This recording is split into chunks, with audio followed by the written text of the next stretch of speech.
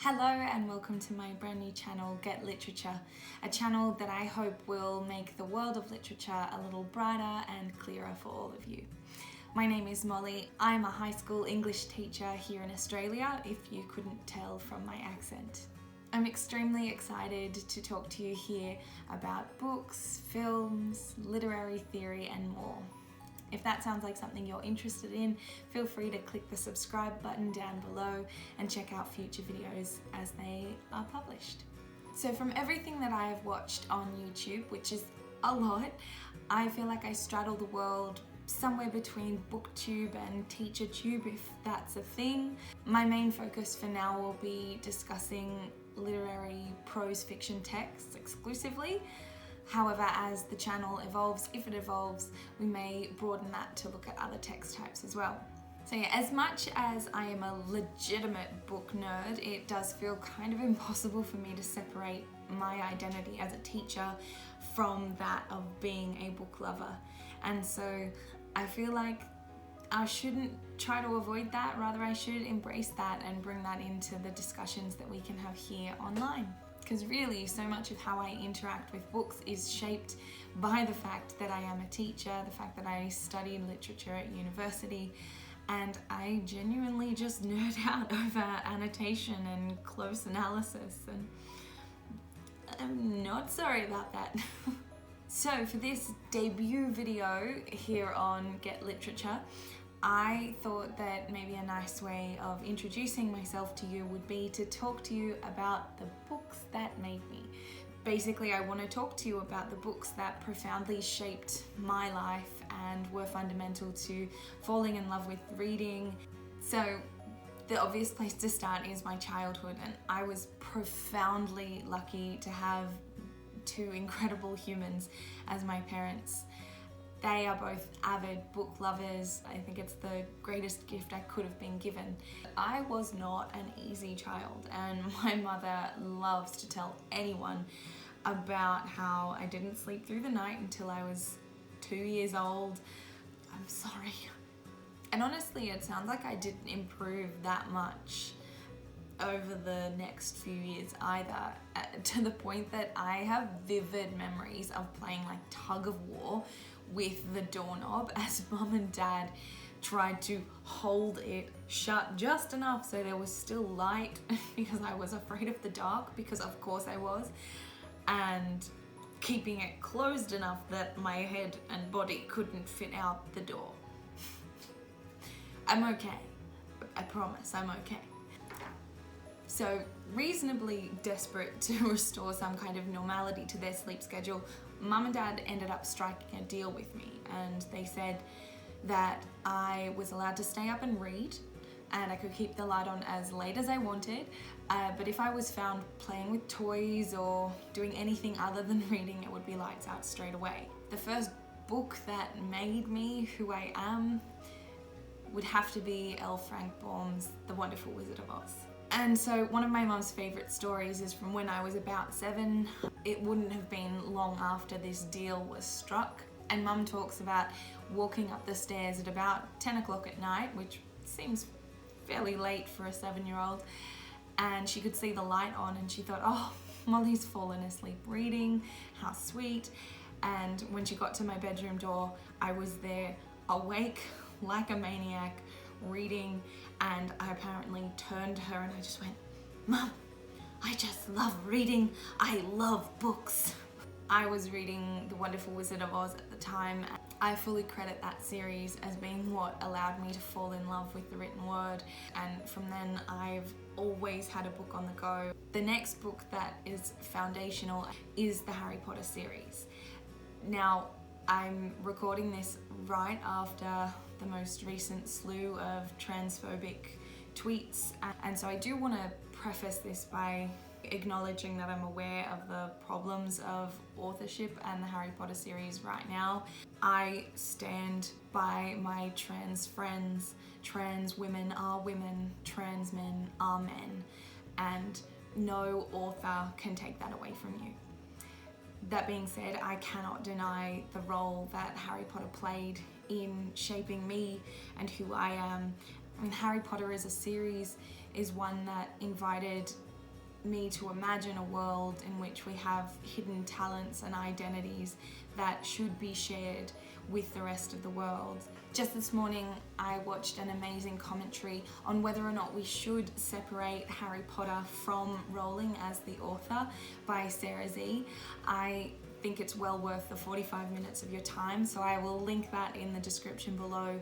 I think in the series the subtext of social justice and anti-corruption and critical thinking in the face of a biased news media are so profound and still have so much to teach us, and it definitely made a huge impression on my life when I was a young person.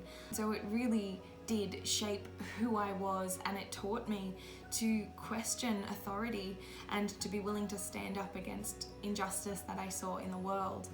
So despite Rowling's abhorrent attitudes and frankly terrible timing given everything else that's going on in the world, I know for me, I gained something incredible out of the series. And a text has value not in spite of its faults, but because of its faults, because that gives us space to discuss and it gives us space to learn. And then came the dark days. Yeah. This is so hard to talk about. The next series that shaped me, I wish wasn't on this list, but I'm not one for denialism or rewriting history and pretending things didn't happen. Was the Twilight series. Yeah, I feel about as basic as I probably should right now. In my defense, it was right before my final graduation exam, so here in Australia, higher school certificate, and I'm just gonna claim that I needed an escape. And so much of what I fell in love with in my journey through literature, it's because of escapism. The Wizard of Oz was escaping a dreary, dull world into a place of technicolor and magic that involved self-discovery and the realization that we have all the skills and talents that we need to succeed in life already in our possession. Harry Potter was about fighting against injustice and against intolerance and bigotry. And Twilight does not have the same message. Dark times, like I said. And what I hope is emerging is that books were about finding ways to make the world feel more bearable. But it wasn't just escapism. I wanted books that would make me speculate. The series that has by far had the most profound impact on me is Philip Pullman's His Dark Materials. It is so, so important to me, and I will love it for what it has brought to my life until the day I die. This is honestly a series that I return to at least once a year. I honestly don't know how many hours I spent imagining, pretending to be reading an alethiometer or trying to work out how to enter that trance-like state that Mary is able to see her demon. By the way, my demon is 1000% a cat. But this series ignited something in me. Social justice had always simmered somewhere right below the surface, but I don't think I was able to put it into words until reading this series. Adults corrupting youth and manipulating the process of growing up in order to create conformist citizens that wouldn't think for themselves or question the status quo. Systemic lies that placate the masses with a promise of eternal happiness. Terrifying spectres that fed off conscious thought and conscious energy just to create passive zombies. And ultimately the choice between personal freedom and social responsibility. Hopefully I avoided spoilers for any of the uninitiated. It's the best. Read His Dark Materials. John Marsden's Tomorrow series was another series of books that made me. I'm only holding 3 here, but it and the Ellie Chronicles were just amazing as well. This series really does have so much reread mileage. I loved that Marsden championed the capacity of young people to make a difference in the world. And I craved the validation that you know when you know a word, but then you doubt if you know how to pronounce it correctly? That's happening to me right now. Burgeoning. Why can't I say it? I craved the validation that my burgeoning global, although not really that global at the time, but I thought it was, this burgeoning global perspective wasn't wasted inside my teen body and mind, but that I could form opinions that would be valuable to other people. All of this and the idea of social justice definitely coincided with me learning the F word, feminism. I will be forever grateful to my senior English teacher who introduced me to Deborah Tannen's You Just Don't Understand Men and Women in Conversation. She also introduced me to Thomas More's Utopia, Aldous Huxley's Brave New World, as well as Charlotte Perkins Gilman's Charlotte Perkins Gilman's Herland, and she even channeled William Butler Yeats in maybe the most memorable English lesson of my entire life. All of this reinforced to me that literature shapes the way that we see the world. These texts suddenly put the escapism that I sought so desperately in my youth into sharper focus. It allowed me to understand that I was processing the world according to the underpinning values and attitudes of fictional characters and authors that I loved, or just in ways that I hoped would be celebrated by those characters and authors. Next come the dystopia years, and realistically, I'm still deep in it. I loved The Hunger Games and the Uglies trilogy with an unexpected fourth book. I devoured anything and everything speculative. I could distinctly see how minute details of our world could be warped and exacerbated over time to the point that we live in some kind of distorted, futuristic dystopia with computer chips in our head and language is degraded to being double plus ungood.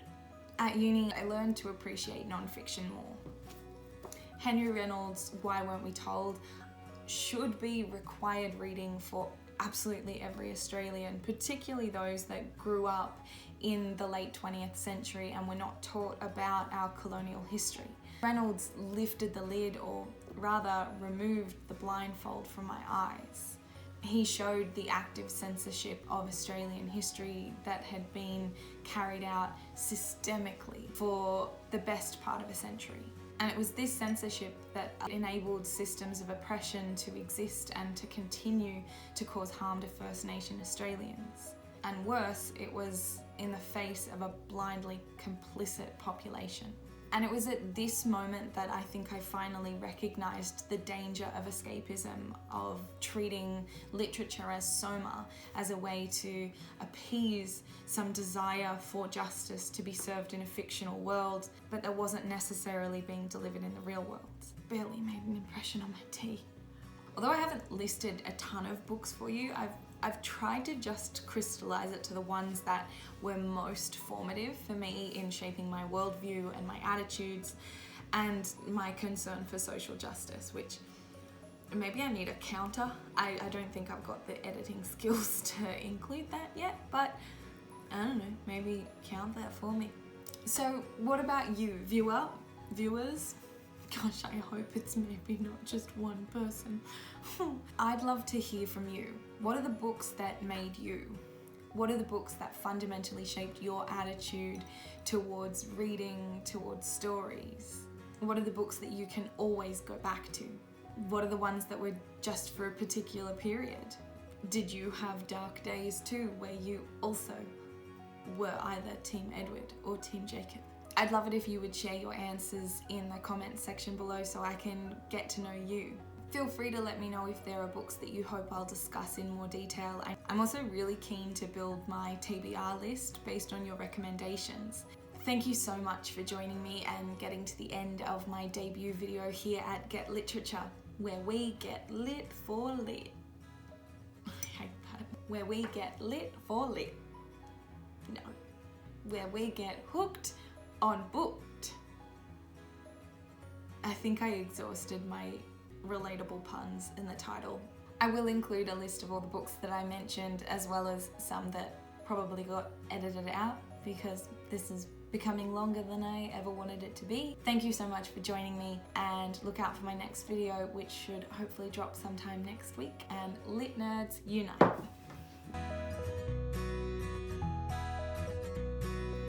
Teacup is hot.